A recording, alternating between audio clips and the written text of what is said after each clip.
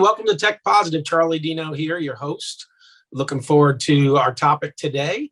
It's being sponsored by ForCloud, who is bringing the cloud to you to make it affordable and secure. So if you watched our last episode, I talk a lot about information security. We'll talk a little bit more with cybersecurity today.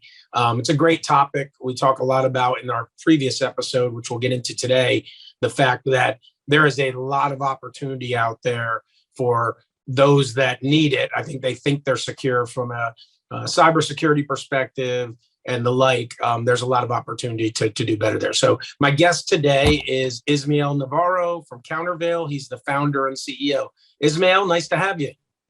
Thanks for having me. I really appreciate it. Genuinely. Thanks. Awesome. Hey, so I kind of introduced it, and I will tell you, as you and I have talked, I'm super passionate about getting the word out to people about opportunities for them to really realize and maybe look at areas where they could improve from a cybersecurity perspective. Can you tell us a little bit about what you're doing at Countervail and how you guys are trying to, take that effort and bring solutions to the market?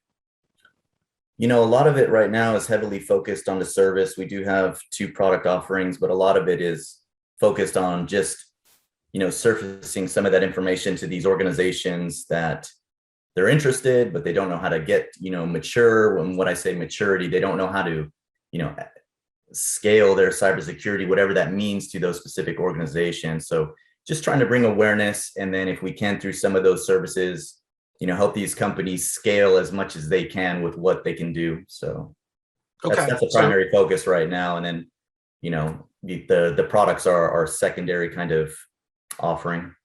Okay. So for the audience and myself, so say I'm someone who I either think that I'm secure, or I know that they're listening to this episode and saying, geez, you know what? I don't really know how secure I am. What would you suggest, and how would Countervail approach someone like that? Right. So, whether you're going to an organization like mine, or you're just reaching out in general because you do have that curiosity, hey, we need to get secure, and you have some of those questions, from an organizational standpoint, whether you're the owner, whether you're, middle or strategic management, and you need to reach out, you need to be asking those questions, and hopefully the organization you reach out to is kind enough to, guide you in a sense. In Countervail's case, one of my main things that I offer to people who are potential customers and just in general is, hey, at the end of the day, if you don't choose me, fine, we can part as friends. I'm going to give you all the information you need to stand up your security posture, give you the right guidance, whether you choose me or not. So at the end of the day, my intellectual property that I've hunted for over the years, have it. I want you to be secure, period. And that's pretty much how we go about it. Now that's awesome. I listen, and our audience will know this. Our goal here is how can we take technology, assessments of technology, and go ahead and bring that as a positive to top line growth and bottom line growth in a business.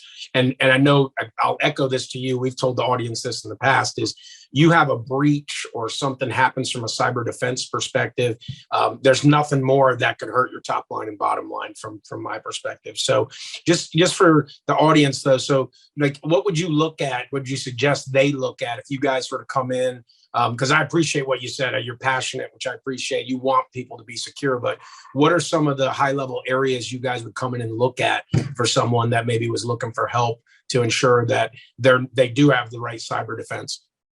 At a high level, really is just evaluating their security overall. And I know that's kind of an arbitrary statement, but what I mean to say is what do you have? Are you have any log management? Are you guys, tagging your system devices? That could be your employee laptops. Yep. Very rudimentary things that people don't even think about. People talk about MFA and a lot of these vendor Kool-Aid terminology things. But really, at the end of the day, it's every organization's unique. Everybody's trying to do security to some degree. And the ones who are not are just because they don't think their customers care for it. But at the end of the day, when we go in and evaluate, it's those little things, right?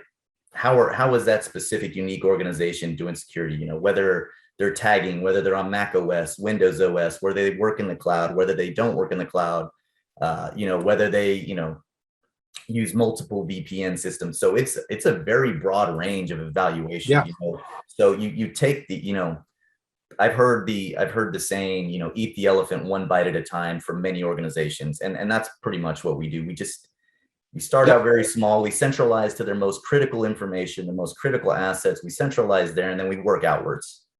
Yeah.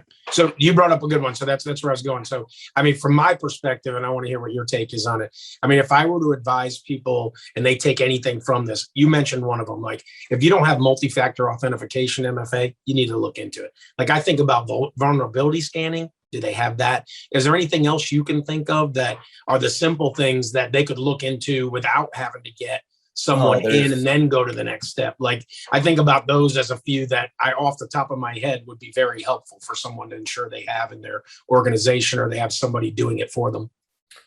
Yeah, and really it's not just about the products or platforms, right? Because organizations that really don't have budget, there's plenty of open source things out there. I mean, there's tons of things. I mean, we can get into a barrage of things like Deception Grid, Honey Token. I mean, again, I can go through the cyber defense umbrella and say, here's all of these solutions.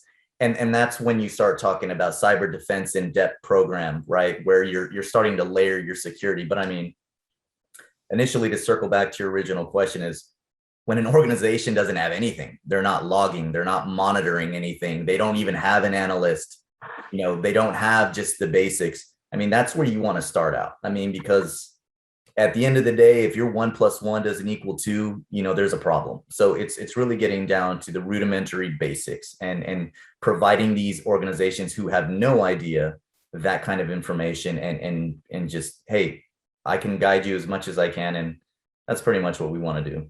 No, that's awesome. That's what I wanted to hear. Is I have the same opinion.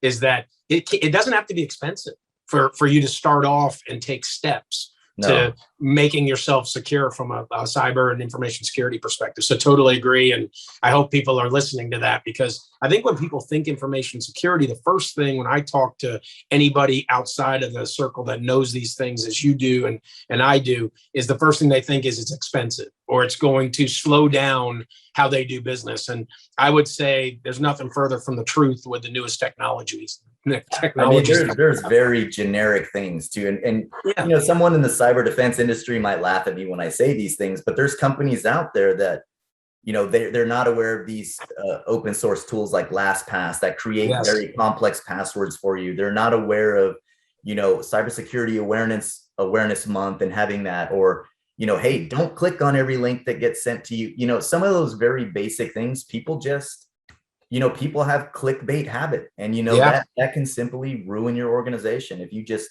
hey, don't click on these things. It's you know, rudimentary things like that. That's where you got to start ground zero and then work your way out. And then obviously it is also contingent upon your budget, you know, open source versus proprietary, you know, how many IT guys do you got, you know, can you afford a security analyst, an engineer? So yeah, all of those things are, you know, you have to take into consideration. Yeah, cool. Hey, my last question for you is something that I talk to a lot of people about in the cyber defense and information security space. Is from your perspective, what would you say is the best way for someone to think about not just being secure, but ensuring that they are looking at maybe like some type of security training for their users, something of that nature? Do you find with your clients that that's something that's easy once they get into it? Definitely not. Yeah. Okay. And again, this is experience based, right? This is a perception based on what I've seen in the industry. And I mean, even training for engineers, right? People who are experienced, who have years of, you know, cyber defense experience, people who are already analysts, whether they're working at Microsoft or Google, you know what I mean? Training is something that is expensive when you talk about cyber defense training. So, I mean, someone who is just unaware in general, I think, you know, again, we offer these cyber defense packages that are more awareness training videos that users who don't understand, you know, basic rudimentary OS level things, you know, where the control panel is, why don't I click on this email, why don't I do X, why don't I do what, you know. So, I mean, I think that kind of training is easy to incorporate and implement. Like, hey, you got to watch this video, if you fail the exam, you got to watch this video again. I mean, but even people in the security industry, Yeah. Training is something that is always done, and Yeah. it's very expensive. It's not cheap, and yeah. Yeah. So, but I think you touched on it, is that for the general users for a business to do that yearly look at, hey, here's ways that you can help from a user perspective to avoid possible breaches. Oh, in my opinion, it should be done quarterly, because people get Nice. back into those bad habits. You know what I Yep. mean?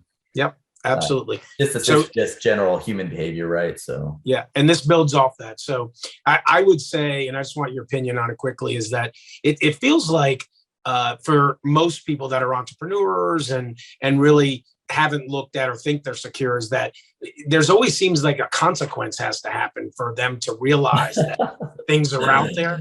And I hope what we're doing with you today avoids that consequence, right? That they're a little more proactive. That is not, I'll just make this clear. That is not just like the entrepreneur, the small business. I think that I've seen that across, Yeah. enterprises that have billion-dollar budget. You know what I mean? Where they're like, oh, well, Yeah. this risk acceptance thing, like, oh, well, we'll get hit. And again, I'm going to say this loosely, okay? I'm not demeaning anybody out there. I'm just saying this loosely. Who cares about the customer? We can afford to pay the $100 million, government hits. You know what I mean? It's like, you start thinking like that, and that's just the wrong answer. But Totally agree. Totally agree. That's everywhere. That's small, medium, large companies. Yep. Totally agree. They are in terms of, hey, we'll get hacked first, and then we'll talk about budget. Yeah, I feel the same way. Same way. I mean, there's don't let the consequence happen to you. There's a reason those stereotypical memes exist on LinkedIn, on Facebook, everywhere, so. That's right. That's exactly right. So I think that's a good place to end. I would say to you that for me, it's easy for us to say, hey, there's consequences, get out there and look. I would encourage you, having, met Ismail and talking to him about this, check Countervail out. They can help you. And as he said, I mean, I love the comment you made earlier in the episode that all you're about is making sure people are more secure, that you're going to get things out there to them and make sure that they do better. So Ismail, thanks for joining us today. We really appreciate it. Thanks for having me. And, I appreciate that. It's free to talk to me, period. Cool. Very good. Thanks, Ismail. So, all right. So listen, if you like this episode of Tech Positive, make sure you subscribe and go ahead and like our channel. If you have new topics, put it down in the comments for us. And as we've said in the past, these episodes hopefully are helping you to grow your top line and your bottom line. Great episode today. I can't tell you enough to wrap it up. It's not as expensive as you think. There are people out there like Ismail and Countervail that want to help you. So make sure that you have cyber defense and information security. Thanks for checking in on Tech Positive. We'll see you next time. If you believe technology can be a positive for business growth, please like and subscribe.